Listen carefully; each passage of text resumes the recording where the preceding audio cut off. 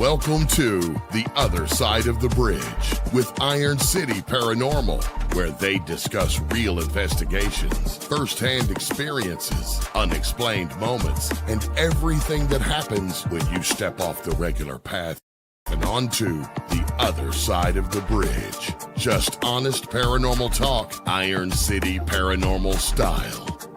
And now, here are your hosts, Derek Smith and Dan Metelsky. There are moments when curiosity urges us to take a leap of faith, even when we have no idea what's waiting ahead. A bridge is the physical embodiment of our curiosity taking over, allowing for our passion for the unknown to drive us forward. A bridge is where we leave solid ground behind, and for a moment we're suspended between what we understand and what we don't. The transition between where we feel safe and where we lose control of our own destiny. Tonight, we're crossing that bridge together. Welcome to the other side of the bridge. We're not here to tell you what to believe. We're here to walk with you across the bridge and into the unknown. Okay, I'm not gonna lie, that was a little weird to listen to that voiceover and like you could see me. You're not talking. I'm not saying anything. Welcome, yins, guys, back to the other side of the bridge. We are on episode 8. Wow. So welcome, everybody. Thanks for joining us once again. Tonight we have a good one. It's very different than our other episodes so far. We're not talking about spooky stuff. We're actually talking about something that is Erin's specialty. That's why she's on the top tonight. Look at her up there. Look at you up in the corner. I'm usually up there. I like this. Just wait till she takes center stage. Oh, no. Let's not do that again. We're not going to bring up the fact that she's super nervous about this. Oh, yes. But tonight we're talking about crystals. Are they psychic enhancers? Are they protective shields? Are they amplifiers for spirits? Or are they just rocks? That's what we're getting into tonight. So a whole bunch of stuff. Thorough. Yeah. Yes, we're going to try to be as thorough as possible. We're going to see if we can do this in one episode, but there's no guarantees. I'd say there's probably more of a guarantee that this goes to 2. I think if we want to allow Erin to do this the right way, for the level of crystal discussion we can get into. I think it's going to take a couple, but we'll see. With right? My spread of crystals I have in front of me right now, that's not a far-fetched. Are you going to show and tell, or are they there for your protection? Well, I did send Derek bunches of pictures of them so we can go through them, but I do have them to show everyone as we go through. I can put a slideshow on if you want. Yes, absolutely. Absolutely. Be like kindergarten show and tell with your crystals. I love it. Yeah. I like this energy we're bringing tonight. Oh yeah. So it's fun. It's what we do. Yeah. Mm-hmm. So obviously the three of us have very different, I don't want to say beliefs, because I think we all believe in the power of crystals. We all believe in, something that we don't understand. But what the crystals are something that, that definitely bring us together and are also something that provide us all with some sort of strength when it comes to investigations. And they also bring us some mental clarity and some potentially some special abilities that we typically don't have without them. So there's a lot to gather as it comes to crystals in this episode. Absolutely. Yeah, I mean, I know that we all have different thoughts and, like you were saying, different backgrounds and beliefs when it comes down to it. But I think that's one thing we can all agree on. We all kind of have crystals on us, whether it's in our offices, in our trucks, just on investigations, one way or another. They're kind of all around us. Yeah, they are. I have one hanging from my rearview mirror. I know Derek and Erin, you guys wear them quite often. You have them in your pockets. I think I still have one of yours, Erin, from an investigation. Probably, yeah. One you've been looking for. It's on my nightstand. Or She must as not. the way the crystals go now that one is yours because it has found its new home. It is yours now. Well, I She hope it's hasn't been not. missing it. No, Apparently no, that's not. the way of the crystals, right? Like if it's gifted to you, if it ends up in your, like it has found its way to you, and so it has found its new home. It's yours now. Look at that. It's magic. That's interesting because that's also how you get rid of Dybbuk boxes, I which know. I don't Isn't that know. great? Yeah. I don't know how I feel about this. Am I going to get haunted by the crystal now? I don't think that's how it works. I don't I know. mean, maybe. Crystal Dybbuk box. Which one? Maybe you're just worried that it smells too much like me, and you just don't want any of that in your house. Nope. I don't blame you. She's yours I now. don't blame you. She's yours So, now. so I'm gonna say where I'm at on this whole debate. I think they're pretty, right? Yeah. I think Pretty rocks. I love green. I love green stones. I love green anything, but beyond that, like I don't know. There's something about crystals that just make me feel safe. Mhm. You know, I think that they're like kind of like a shield for me, so to speak. Mhm. But I have Yeah. other things in my life and on my person, typically during investigations, that are doing the same thing. So I can't answer whether it's a debate on placebo or a tool or Mhm. something actually, you know, rooted in some sort of mystical powers within a stone. I'm here for it. I want to learn about them. Yeah. Well, I mean, no matter what, it all kind of ties together, right? If you're using it for the intent, just like we do everything else, its intention, it amplifies, and that's exactly what they do. So, Yeah. you take whatever your thought process is there, and the crystal amplifies it, right? Yeah. I mean, that's really the Mhm. 1,000 foot 100% agree. description.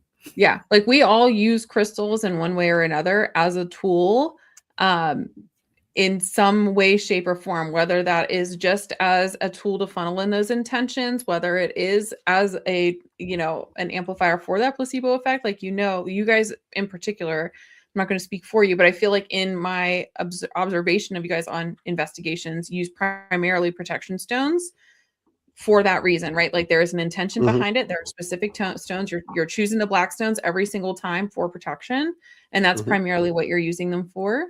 Yeah, onyx and obsidian, those are fantastic. Amethyst is fantastic for protection, Diana. Absolutely. Like we'll get into some. I know I have like a whole list of crystals that we use. I use a lot on investigations, and amethyst is one of my go-tos, especially if I'm trying to find protection, but also positivity. There's some of my little collection there. I have that the sphere sits on my desk with me every day here at home. But yeah, I mean, to be able to walk into, I mean, anybody who knows anything about crystals, and there's so many resources about crystals. I don't want to say that we are experts or anything. This is just how we use them.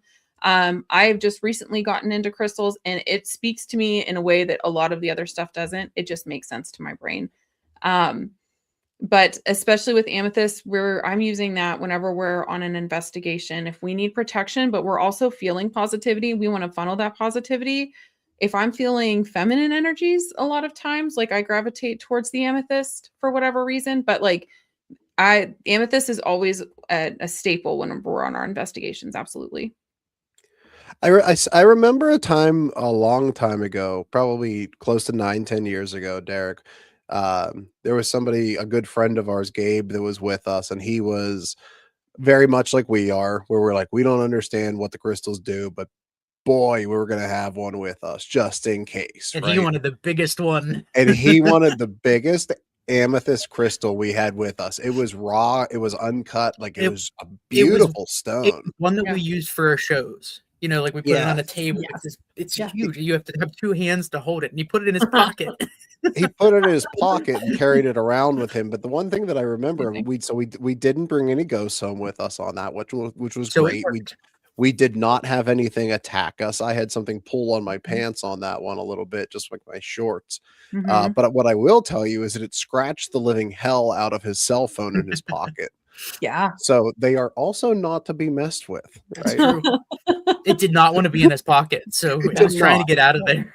It did not. It was trying to let him know that I don't know if he was misusing it or just wasn't paying enough attention to it, or maybe it was just because his phone was next to it and it scratched it. I don't There know. you go. But part of me wants to believe it like became sentient and was like fighting for attention. Reached out with its crystal hands, its Yeah. fingers. Absolutely.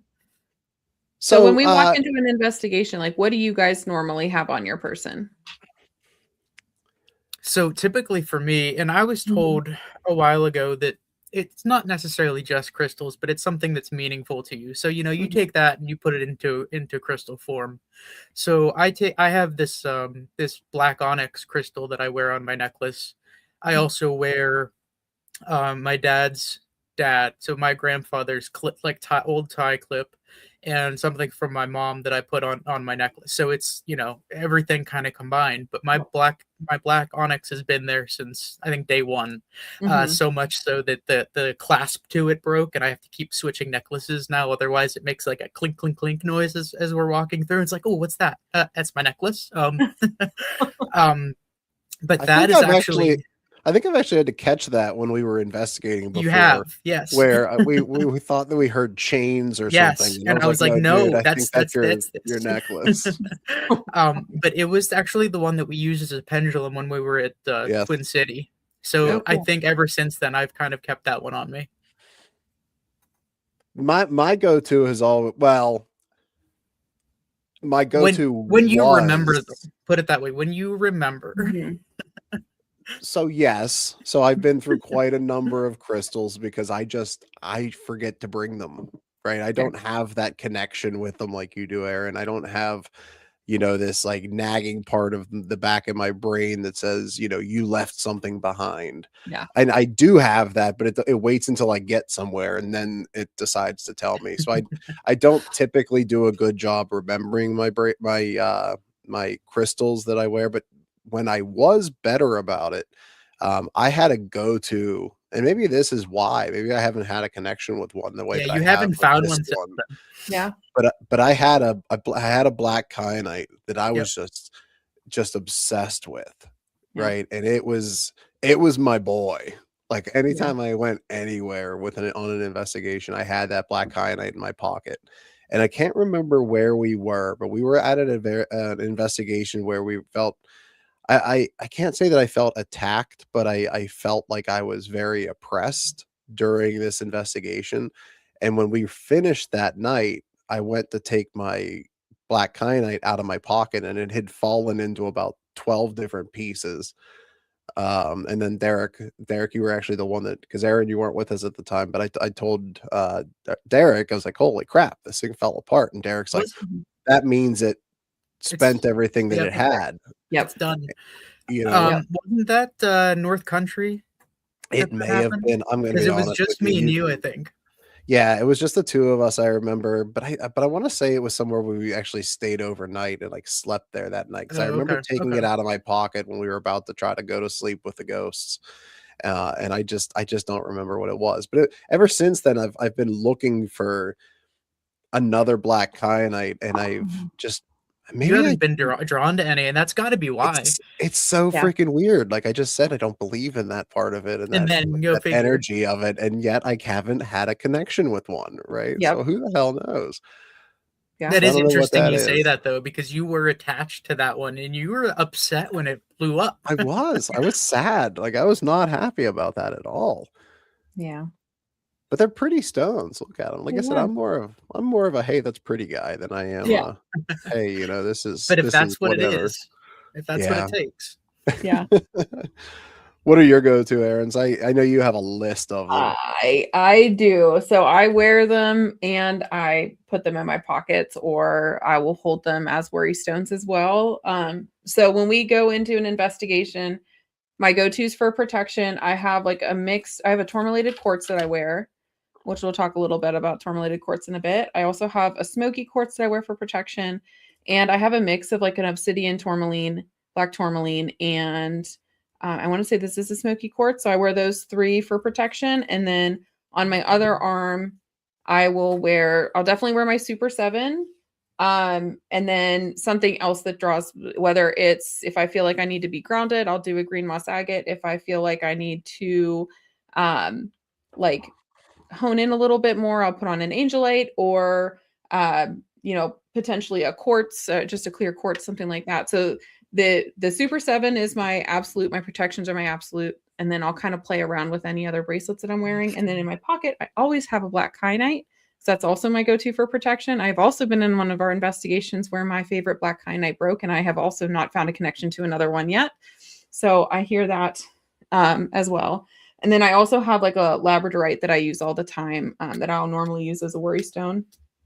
And then depending on what we're doing, whether like what type of, whether we're just walking around, whether we are actually honing in on a particular method of gathering evidence or what have you, I will pick up a different one. So whether I'm trying to channel in on my third eye or my crown chakra or whatever that be, like I may grab my sodalite or I may grab my angelite as well as a worry stone and carry that around with me.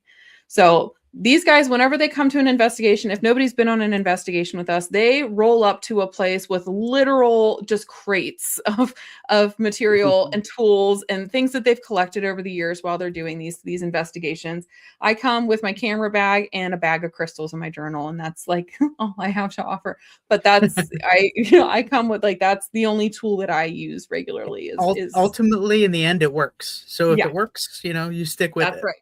Yeah, absolutely. Absolutely. And it goes to say that I think, again, and I've said this in the past, that's what makes us effective as a team, Mhm. is that we each have such a different way of approaching things. We have different things that we find our strengths in. We have different things that we find our power in, so to speak, and this is going to be something we're going to get into, but like I'm saying this after I just told you about the crystal that I loved and that I miss and that I sing happy birthday to every year and all this stuff. But like I find more strength in insignias, so to speak, Mhm. right? Which is part of this whole concept of like this psychological strength and the stone crystal strength and all of these things. I find power in the Archangel Michael whenever I do investigations. He's always been somebody that I have felt in my life is with me whenever I am in times of turmoil or times of strife or danger or whatever you want to call it. I've always felt comfort in this back to when I was a kid. So I have like a tattoo of his insignia on my arm. I have a bracelet on my wrist at all times, whether we're investigating or not. I have a necklace that I wear, and we're going to get into that, but like that is my version of crystals, right? I mean, I just find strength, and I find that I'm safe with those around me, and it's developing the more that I am around Aaron, the more I'm around you, I feel like I'm gathering these connections with stones just as much. And I would like to touch on that later on, but it's an interesting dynamic, right, between like those effigies, so to speak, and crystals, and how do they work and what do they do and all of these kind of things. Absolutely. I mean, really, that comes back to the core of the intention, right? The intention with the talismans or whatever, you know what I mean? And the intention with crystals. It's really a vessel to carry those intentions through. Yeah, and if you think about it, Yeah. they've been around for so long. I Yeah. mean, there's the such history is a vast. deep, long history of every one of these. Every culture has their own, right? I mean, that's Mhm. kind of how it all started. It ties together between the stone itself, your insignia, as you're saying. It all ties together, and they all have a very long history. I mean, dating back to what, the ancient Roman era. I mean, probably before that. I was gonna say, I think it was like ancient Egypt, wasn't it? I think Yeah, no, Yeah. it's a that's for long me. way It goes back. farther back Yeah. than that. Just further, Absolutely. yeah. Mm-hmm. Yeah, and it wasn't so much that at least in my knowledge and a little bit of research that we did on this, like I don't think that it has always been like people wear them, right? It was like people like I think the ancient Egypts. I'm trying to look through our notes a little bit, but like they would like put them outside of burial, like places where they would bury their dead, and they would have these rituals where they would put these stones outside of them. Now, why they did that, I can't answer that with the information that I have, but they almost used them not only for spiritual protection, but I believe they had actually used them for protection against illness, right? Before they understood what Mhm. illness was and Right. how And it spread and those kind of things. yeah, I mean, it just goes to show how deep that crystals really went in their culture. Yeah. I mean, they literally use them for everything. I mean, from things like that during their lifetime to the afterlife stage, and all these. I mean, how many times do you think about the ancient Egypts when they're buried? They dig them up and they see how much stuff is buried with them. Yeah. There's almost always a crystal attached in some form or another, whether it's on the body itself or just in the burial chamber. I mean, it dates back to these traditions and a deep belief system that really goes all this way back. Yeah. Yeah, and they would kind of like they would sandwich the two ideas together, like these insignias and these effigies and these symbols of power. They would put them on the stones and make like a Yeah. atomic spiritual bomb. You know what I mean? Like, but we found some really cool pictures of these things from ancient Egypt, which I think they're so neat. Yeah. They are, and it just goes to show you they also thought that they were pretty, right? I mean, you're not the only And one. how could you not? Exactly. Yeah, they got their little Dremel out and they started to like they found an outlet in their tombs and they carved Well, into I mean, it they like had a electricity, sun. so who knows? Well, absolutely. Or they had a guy pedaling a bicycle really fast with his wheels that they had just invented. So I mean, it's just so Yeah. neat to see these things, and the beliefs that people had in them. It just blows my mind. Yeah. And they're so pretty. We keep coming back to the pretty thing. They are really pretty.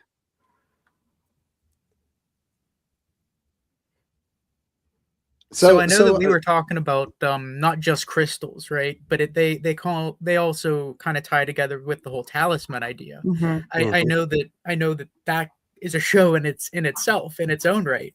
But I mean, that's basically what we use our crystals for, right? I mean, that's kind of how we see them, is as these talismans. And you go from culture to culture, you go from Rome to the Greek, and you think about, if you think in terms of talisman can be, these pretty stones with something carved into them. Or you look at the Greeks who had the big rings and all the designs and those kind of things. Yeah, sure, they were jewelry, but they also acted as these talismans, right? Yeah, but like what is a talisman though? Like what is the definition of a talisman? Like what is the intent of it? Do you even know? Like to say that it's a talisman. Like is it something that is used to conjure? Is it something that is used to pay homage? I don't even know. And I know we weren't going to talk about this, so I'm very sorry that I threw you off with this question, but like you kept saying talisman, and I just was thinking to myself, like, what does that mean? I feel like Like, it's something that carries a little bit more like spiritual significance, right? Like it's not a trinket, but it's a like there's something that makes it heavier spiritually, or Okay. you know what I mean? Like there's something that makes it significant to the person who's going to be wearing it. That is whether that's going to be funneling in some of those intentions or protection or what have you. Exactly. It's pretty much what we're talking about, how we use crystals with the intention, right? It's an object. It can be any kind of object. Mhm. And with that object, it has some kind of belief or spiritual power, something that ties to it, whether it's protection, like we use it, Dan. Mhm. I mean, it can be a direct tie or link to luck or to strength. I mean, more often than not, it's just some kind of basic spiritual influence. But the only real difference between a talisman and a crystal is a talisman is any object. Like a crystal would fall under into like a talisman umbrella. Okay, so all crystals are talisman, but not all talisman are crystals, kind of like that. There you go. Okay, fair enough. I mean, Diana if you says want, it's a charm. if you want to simplify it, I mean, yeah, I would agree with that. It definitely Okay. would be. It's just like this stuff is just so fascinating to me because the rabbit hole goes so deep. It does. Oh, Yeah. yeah. There's a lot of nuance in it. Like there's just a lot of yeah. Usually the talisman has certain intentions put into it. Okay, I can see that, right? I mean, Yep. I could agree with that. kind of what Absolutely. that's what you guys were saying, right? It's the intent, it's the what does it stand for? What is your, belief in it, all of those kind of things. Yeah. Gosh, this is more fun than I thought it was going to be. Just talking about I told you this rocks. is going to go Like, multiple episodes. All right, pretty pretty with that. rocks. Okay, so after the break, we're going to get into way more crystal talk, and Aaron is going to geek the heck out on us. So Yes. please stay with us. We'll be right back.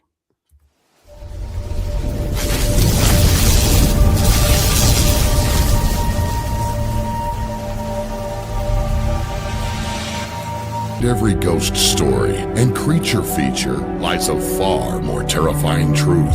The real monsters wear human faces. In the chilling book, All Monsters Are Human, from Derek Smith, 10 Twisted Tales expose the darkest parts of the human soul. From killers hiding in plain sight to obsessions turned deadly. Each story invites you to step into a shadowed world where morality unravels, and the only thing more terrifying than what lurks in the dark is who. These aren't just horror stories. They're reflections of ourselves, showing what happens when fear, rage, guilt, and desire take control. Visit nxmedia.com for more information on All Monsters Are Human from Derek Smith. And you can purchase them at amazon.com from nxmedia.com. The new book, How to Research a Haunted House by paranormal investigator Margie Kay and professional researcher Violet Wisdom, is now available from Unex Media. This one-of-a-kind book explains how to do research on a house with uncommon methods and resources used by historic home researchers, and how to determine who may be doing the haunting and why. How to research a haunted house can be used by homeowners, renters, investors, and it should be in the library of all professional paranormal investigators. Get this unique book at unxmedia.com or amazon.com. That's unxmedia.com or amazon.com.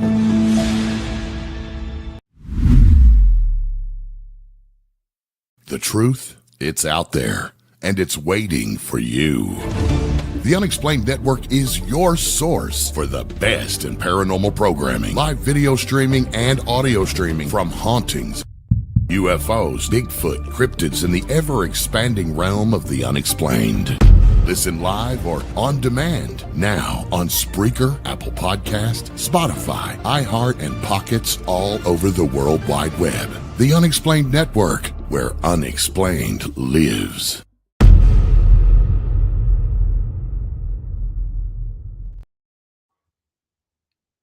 So part of these crystals that Aaron, you were talking about before we started into this episode, we're going to get into how we use them for an actual investigation, right? I mean, because there's a big component of crystals that we have found not only to use as protection during an investigation, but we'll actually use them as tools for communication. But like one of the things that like I was super interested in when you were talking about it, Aaron, were the root chakras and what that does for, you know, us or the crystals or whatever. So would you mind getting into that a little bit, like what a root chakra is, like how it ties into things, like what is that whole concept? Yeah, absolutely. So there's the concept of the major chakras, and I'm going to speak about this very plainly. Again, I'm not an expert on this, so I may misspeak a little bit, but this is my understanding of it, right? So there are the main chakra system, starting at the crown of your head. You have the crown chakra, third eye, throat chakra. Is that right? Third eye, throat chakra. Then you have the heart chakra. You have the sacral. What am I missing? We have the root chakra. I'm sure we can find a graphic and put it up there. Now there's a number of ones that I find that I work with most adequately on investigations. Most of them that are tied to your intuition are your crown chakra, your third eye, your throat chakra. We use a lot of, like, the root chakra really has to do with grounding and protection, right? So a lot of the black stones and everything are going to be tied to your root chakra. It's literally grounding you into the ground.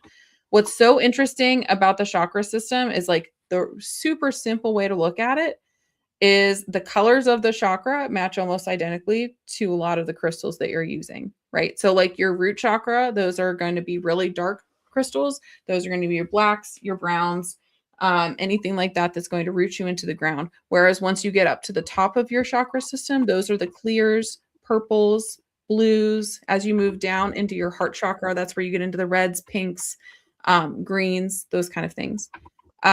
So whenever we're talking about in an investigation itself, we're talking about grounding and using things as protection. Most of the crystals that we're looking at are the black crystals. Those are the black tourmaline, tourmalated quartz. We're looking at the black kyanite, those black crystals that are going to not hold on to negative energy. They're going to ground us into the ground and protect us.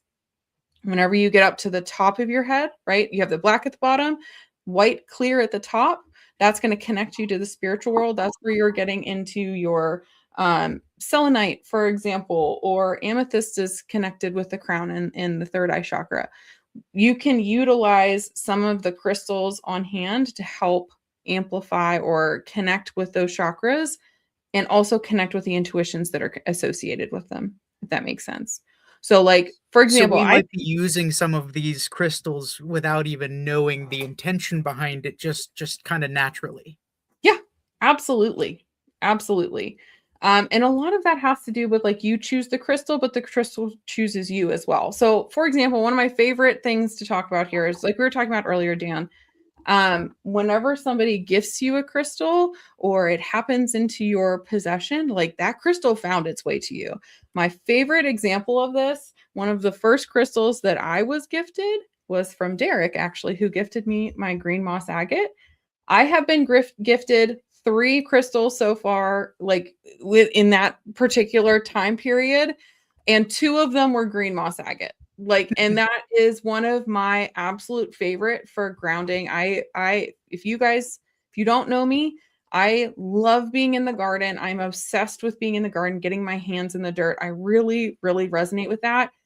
Green moss agate or moss agate, which you can see there. These are the 2 bracelets that are there. I wear them almost every day. The green moss agate stone there is the one that Derek gifted to me. Those also can help with grounding, but like it literally ties you to the earth. But I knew that green moss agate was one of the most important crystals to me because it found its way to me in so many different ways, if that makes sense. We look at amethyst all the time. We use it all the time for protection, but really, if we're on an investigation, it's going to be one of the most important ones to help connect us to the spiritual world and connect you to your spirit guides, those kind of things. Like those, it's one of the most it's one of the most powerful stones whenever it comes to creating, like we go into an investigation trying to be positive and treat people with humanity and treat them with grace and respect. Going in with an amethyst, like you're coming in with that energy, with that thing in hand, without even realizing that that's what you're amplifying with that stone in hand, if that makes sense. Yeah, absolutely, it does. Yeah, and I think, I mean, whenever we start our investigations, I mean, most of the time we'll lay all of our equipment out, but on top of the equipment, we have usually a table or whatever there, and we'll just lay all the crystals out. I mean, we have these bags of crystals, so you just end up grabbing whatever one it calls out to you, right? And I mean, more often than not, most of us already have something in hand or something on us that we're wearing or whatever. But yeah, I know that a lot of the time that, we have someone else with us or, some of the owners that'll stay with you, whatever, they'll kind of come by, they'll start talking to us about them and they'll pick them up and they'll carry them around with them the entire night. And it's like accidental, I want to say. Like they just pick it up, they call to them, it makes them feel more comfortable. It makes them feel like they belong, that they're a part of it. It's kind of again, it ties things together, it ties us together. But it really does. the table of rocks, it's just kind of what happens. Yeah, absolutely. And I'm going to use a dirty word here, but that's Uh-oh. almost like the magic of it, right?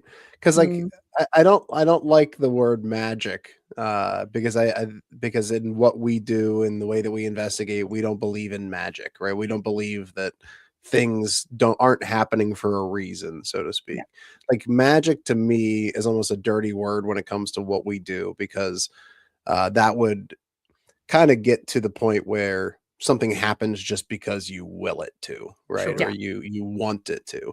Like, so that's why I say it's a dirty word, but I'm going to use it again. The magic of crystals, like even people like myself that are walking past the table when we're doing these investigations, like you're talking about, Derek, like these guests or the owners or whatever, people, there's something about them that people are so compelled to just reach down and hold on to one.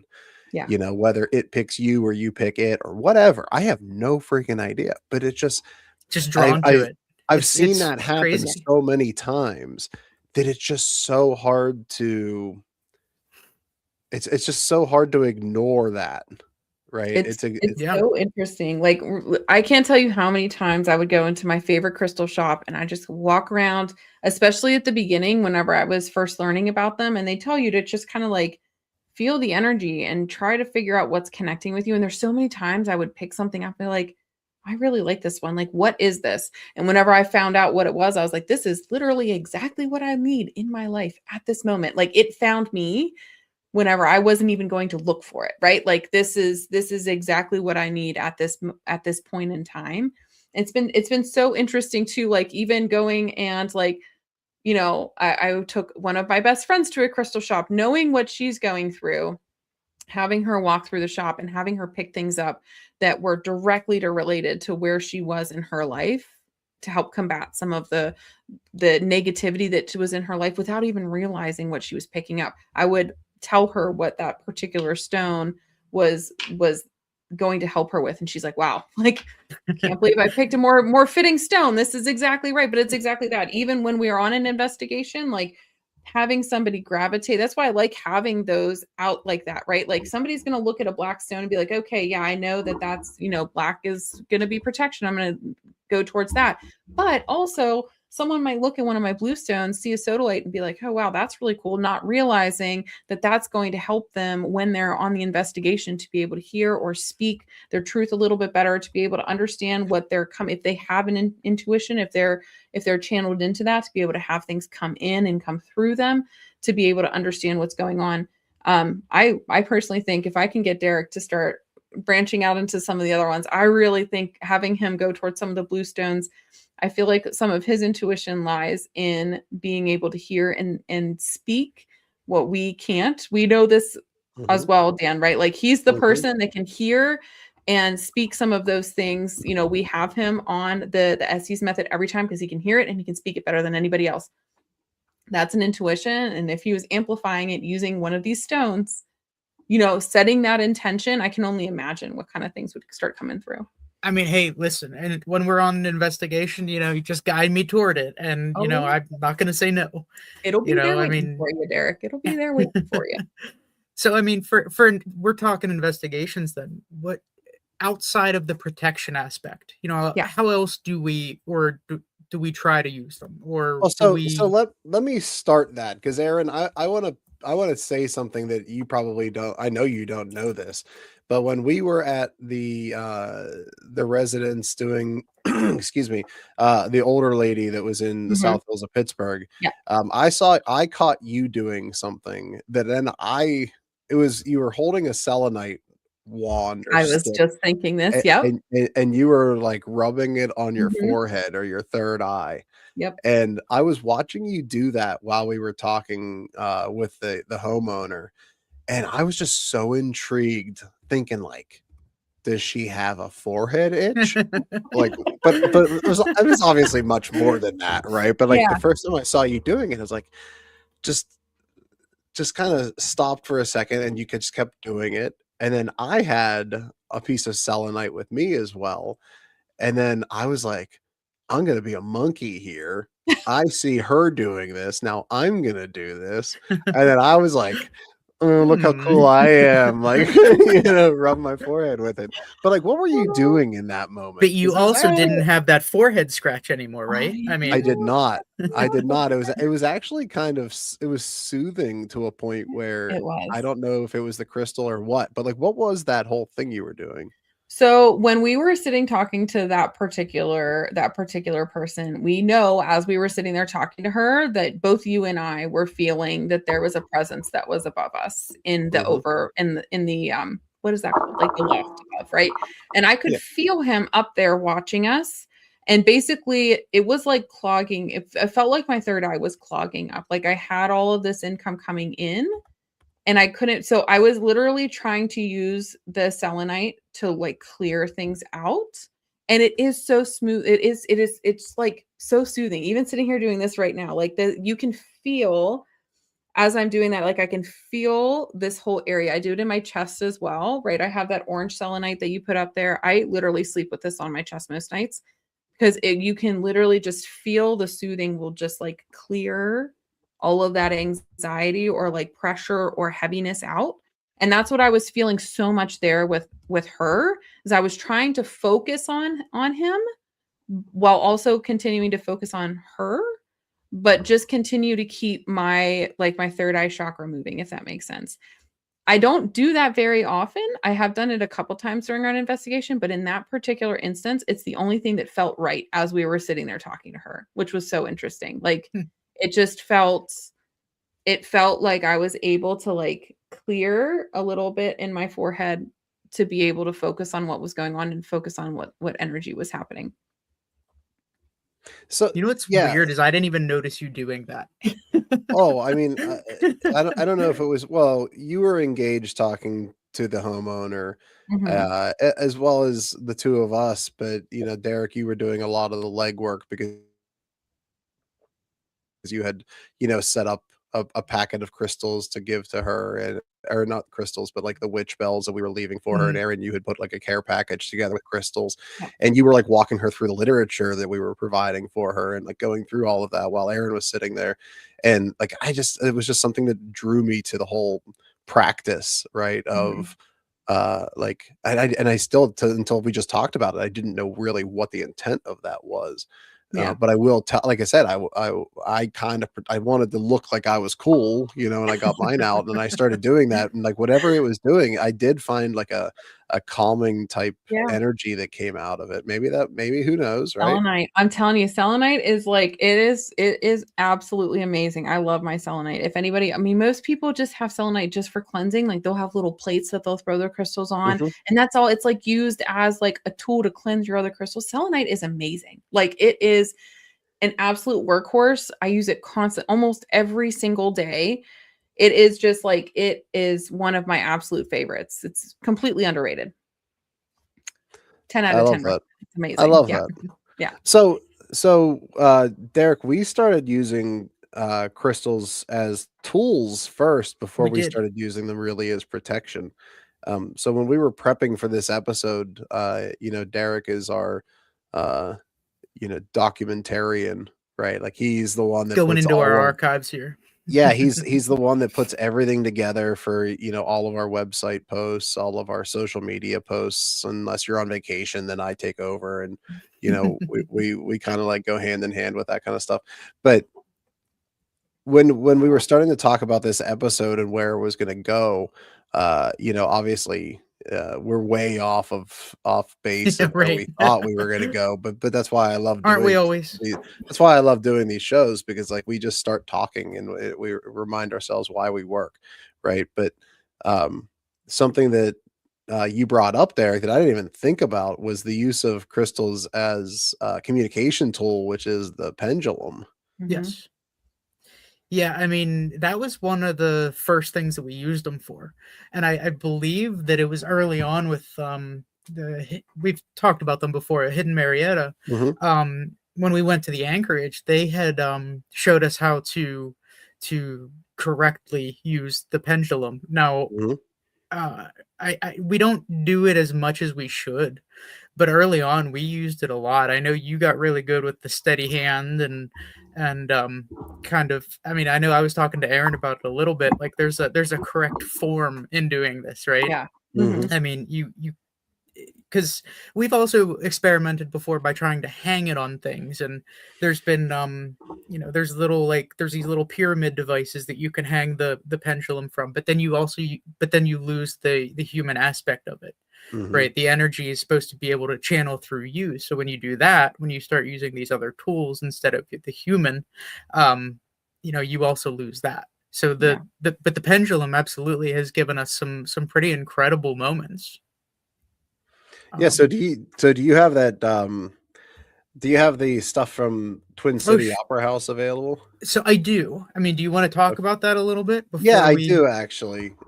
So That one Derek meant a and lot to us. it really did. So this was obviously PE, pre-Aaron, right? Derek and I were at the Twin City Opera House, With your which was sister. in with my younger sister Julia. Shout out to Julia, who's probably not listening. But Derek, you and I, we didn't have a ton of equipment at the time. We had a lot, but we didn't have nearly what we have Not now. what we do now, right? So we were kind of going au natural, so to speak. And there is in the basement area of this opera house. It's all like dirt floors for the most part, like broken cement. There is a spirit in this opera house, and I'm sure we're going to get into this investigation at some point down the line. But there is a young girl that is believed to be the Well, spirit. we found that out. At first, when we went in, we were told stories about a grouchy old man that was in the basement that didn't want Yep, anybody there. So yep, we kind of went into that basement that's right. guarded a little bit because he wasn't Yep, supposed to be the friendliest or most talkative or anything. that's right. That's right. But we did find out that the little girl was kind of attached to us. You know, she followed us throughout the night, and we were told that via the pendulum. Yeah, and one of the things that we are very big on is validating senses, right? Like Correct. when we have, Aaron or Sabrina or myself or Derek or whoever is picking up on energies or whatever, we always look for validation and confirmation through other pieces of equipment. We're not trying to discredit each other, but we're just trying to, you know, get that ultimate, documentation of what we're feeling, right? It's one thing for Aaron to walk into a room and say, I feel this, or me to walk into a room and say, I feel this person, or what Which have means a you. lot as in its own right. Well, that's the initial guide, right? That Right. steers us in a direction. And then we try to, deploy equipment and then speak to this energy or speak to this individual that we're feeling and then say, such and such, will you interact with this device? And this was like one of the first times we really did that when it came to like these intangibles and this like big question mark of a pendulum. So we were in this basement area. Like I say, it was just gross and dirty and kind of neat all at the same time. And we had some devices. We had K2 meters. Oh, no, I'm sorry. We had mini mag lights set up. We had all three. You were right. We A did bunch. have the K2 meters as well. So we had them like spread around the basement, right? And this basement's huge, and we had like mini mag lights positioned by chairs, like on the one corner, and on the other corner we had like a REM pod or a spirit light or something, and then I had a flashlight right beside me, and we were playing with this little girl spirit. Um, And, I had asked this little girl that if it was in fact, and I do not remember my name, and I feel really bad that I can't remember her name right now. Elizabeth. Elizabeth, thank you. Um, like I said, Elizabeth, if it's you, can you turn this flashlight on beside me? And whenever I said that, she turned the flashlight on, right? So then in order to rule out that leg of, it could be anything, I was like, I would like to play a game with you, Elizabeth. Can you run really fast? When I say go, I said, run really fast over to that corner and turn that flashlight on. And I said, okay, ready, go. And as soon as I said go, it took a second. And then the flashlight in the corner of the basement turned on, right? So that we established that Not connection. not only that, but the flashlight that was on next to you turned off. She Correct. left that flashlight and went over to the other one. Right. Yeah, exactly. So then we we played with equipment that way a little bit, but then we got the pendulum out, right? And we not only got the pendulum out, but we also got our SLS camera out at the same time. So let So me show you guys a clip of the pendulum because we had it. I mean, it was going. I yeah, mean, it was moving. Here, I'll play this clip here real quick.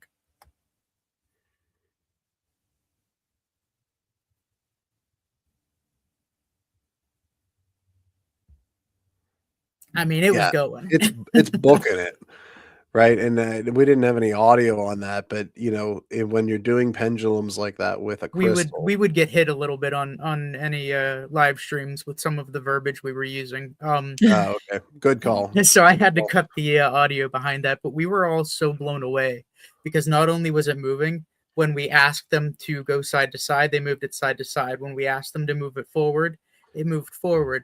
At the moment that I just showed, it was right in the middle of one of those actions, and then it was spinning in circles. I mean, it was moving, and it takes a lot for something like that to happen.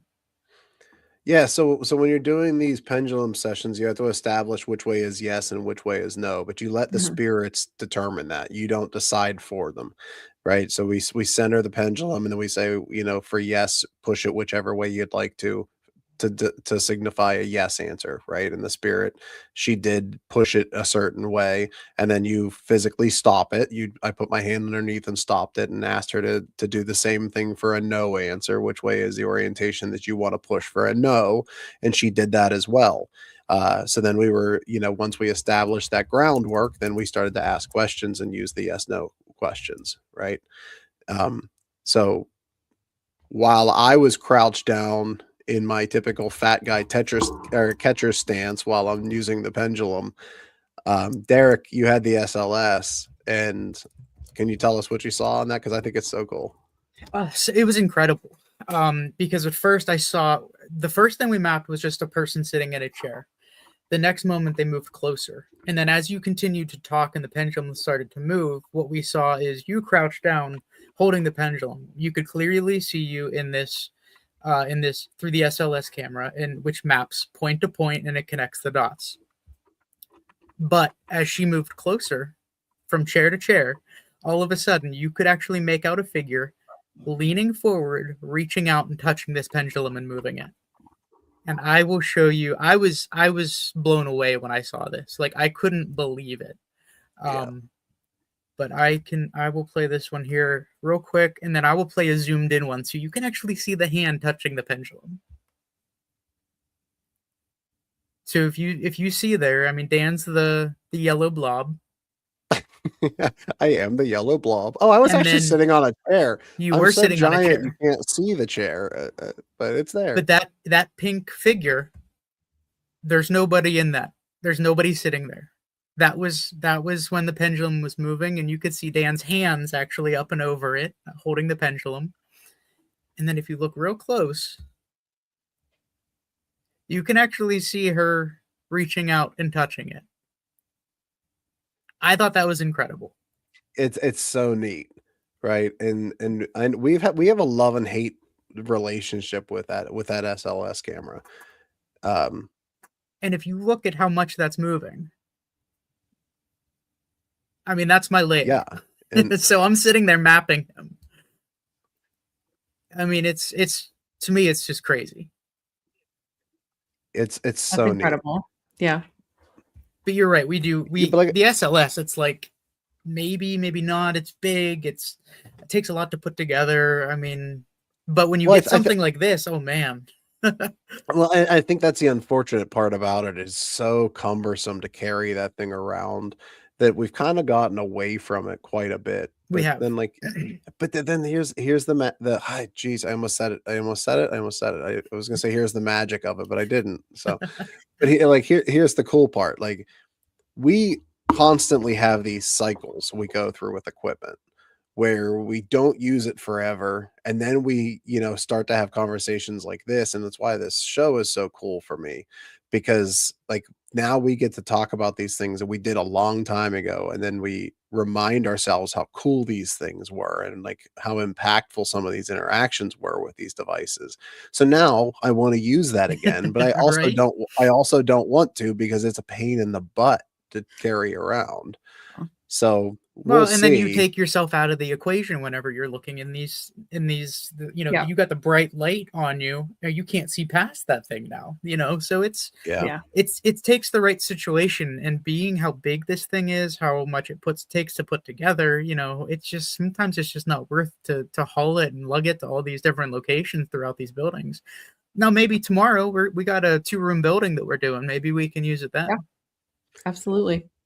Yeah, I definitely think we should try it tomorrow because it's been something that we've been talking about as a team all week, and something that I would love to get back into, especially for this smaller location. Maybe it's not has not been a location that's been investigated previously. Mhm.